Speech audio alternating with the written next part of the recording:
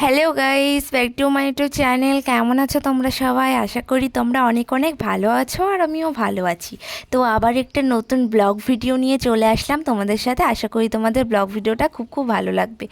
তো আমি এখন কোথায় আছি, তো চলো আগে তোমাদেরকে এটা বলি। তো আমি হাঁসখালি হাজরাতলায় নীলপুজোর মেলার এখানেই আছি।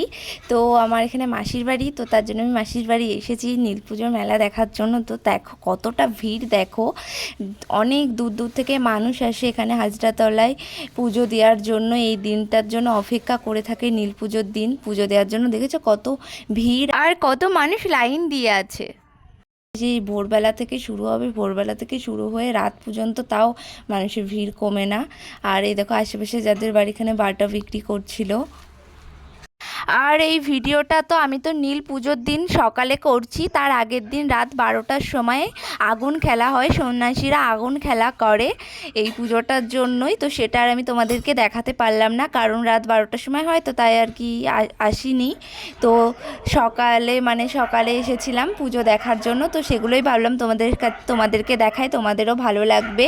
তো এই দেখো ফাইনালি ঠাকুরের কাছে চলে আসলাম দেখার জন্য। তো দেখো সবাই দেখো পুজো দিয়েছে, পুরো ফুল দিয়ে পুরো ঠাকুরকে পুরো সাজিয়ে দিয়েছে, কত সুন্দর লাগছে দেখতে। আর নিচে দেখো পুরো কাদা হয়ে গেছে, কারণ অনেক ভিড় হয় তো। আর জল ঢালে সবাই ধরো, আর যে যা মানত করে সব পূরণ হয়, তার জন্যই অনেক দূর দূর থেকে মানুষ এখানে পুজো দেওয়ার জন্য আসে। আর আমি ভিডিওটা বেশি বড় করতে পারিনি, কারণ প্রচুর ভিড় ছিল, তো সেই কারণেই।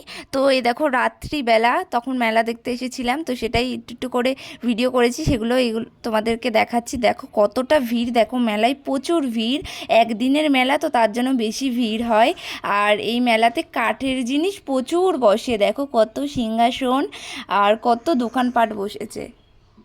তো গাইস, আজকের ভিডিওটা আর বেশি বড় করছি না। তো আমার ভিডিওটা তোমাদের কেমন লাগলো অবশ্যই আমাকে জানিও। ভালো লাগলে লাইক কমেন্ট শেয়ার সাবস্ক্রাইব অবশ্যই করে দিও। তোমরা সবাই আমাকে একটু বেশি বেশি করে সাপোর্ট করো। তো আবার নেক্সট ব্লগে খুব তাড়াতাড়ি দেখা হচ্ছে।